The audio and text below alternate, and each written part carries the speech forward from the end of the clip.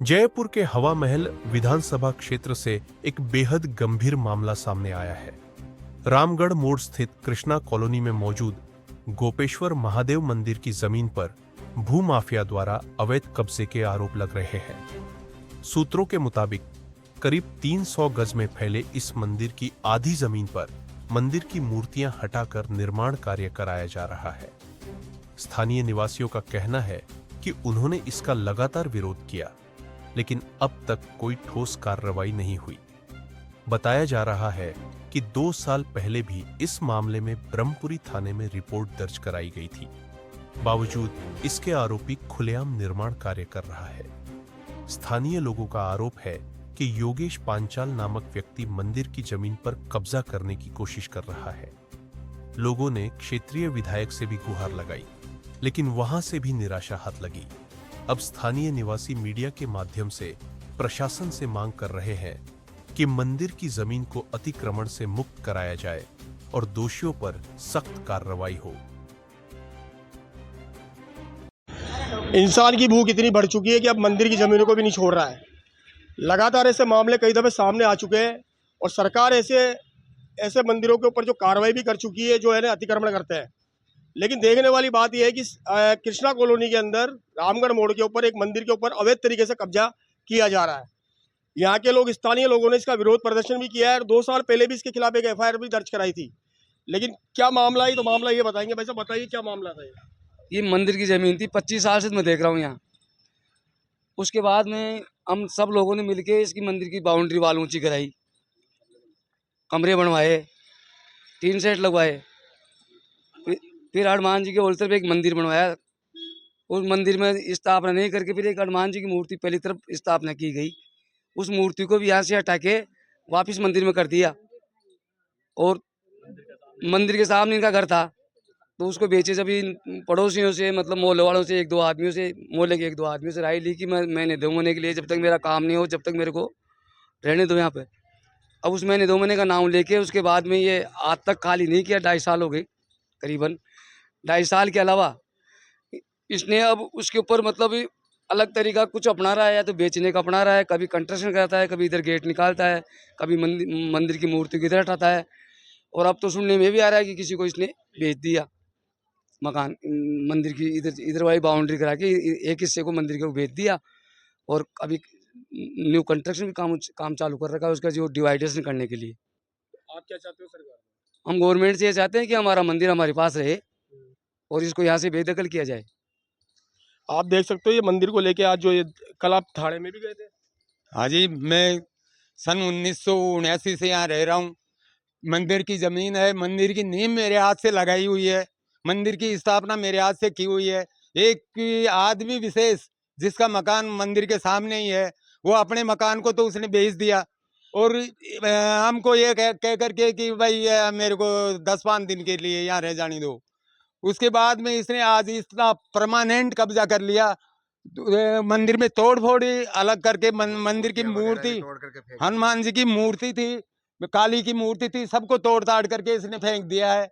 और हनुमान जी की मूर्ति जो जहाँ स्थापना थी, दक्षिण मुखी हनुमान जी की स्थापना हमने करवाई थी, उसको ये वहाँ से हटा करके इधर साइड में, दूसरी साइड में करके आधी जमीन को खाली करके उसको बेचने के पर्पज से खाली कर दिया। अवैध गेट निकाल लिया है एक साइड में। अब प्रशासन से हमारी गुजारिश है इसके बारे में हमारे मंदिर को मुक्त करवाया जाए इस अतिक्रमण से। आप क्या बोलोगे भाई साहब?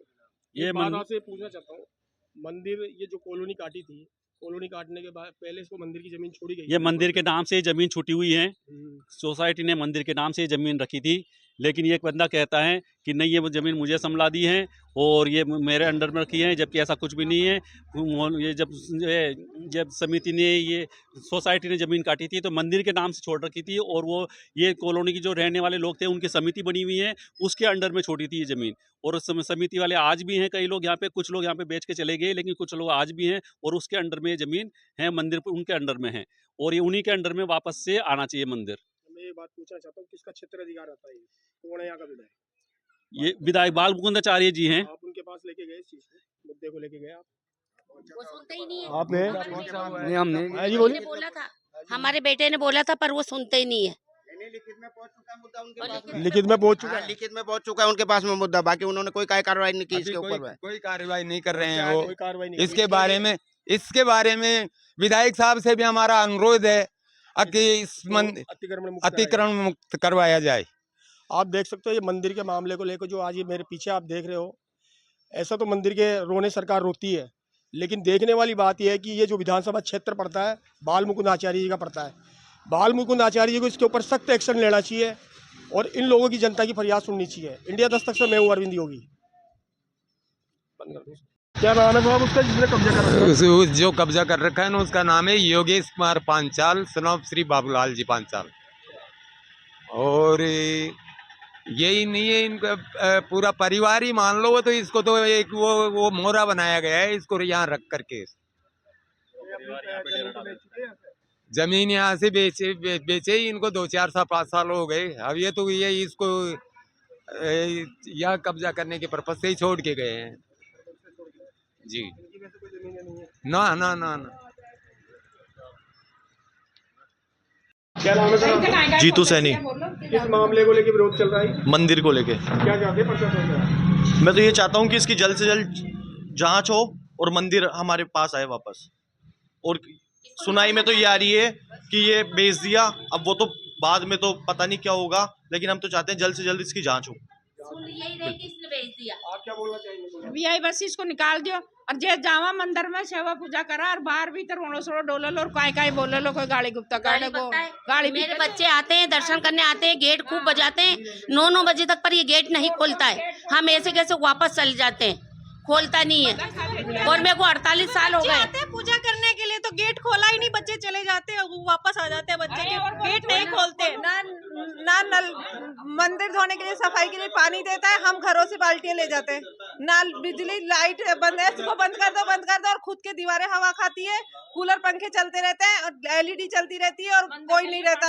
और मंदिर के लिए ना पानी है ना लाइट है, फ्री बिजली फ्री सब कुछ इस्तेमाल में ले रहा है, आराम से मजे से।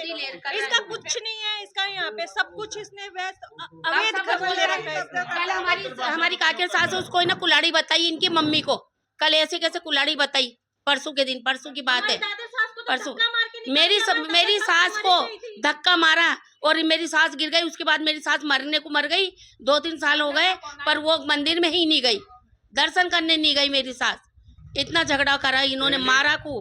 पहले यहाँ पर कई लोग यहाँ पे मंदिर पूजा करने के लिए आते थे, लेकिन एक एक से झगड़ा कर करके उसको सबको यहाँ पे मंदिर में पूजा करने से मना कर दिया। कौन सुबह पहले पूजा करने आए, ऐसे झगड़ा करने गए, इस मकसद से अब अन्य मंदिरों में जाना पड़ गया उनको, और यहाँ पे एक एक करके भक्तों की संख्या भी कम हो गई। मंदिर में जाता है, अभद्र भाषा का प्रयोग करता है, अश्लील हरकतें करता है, पूजा करने देता नहीं है।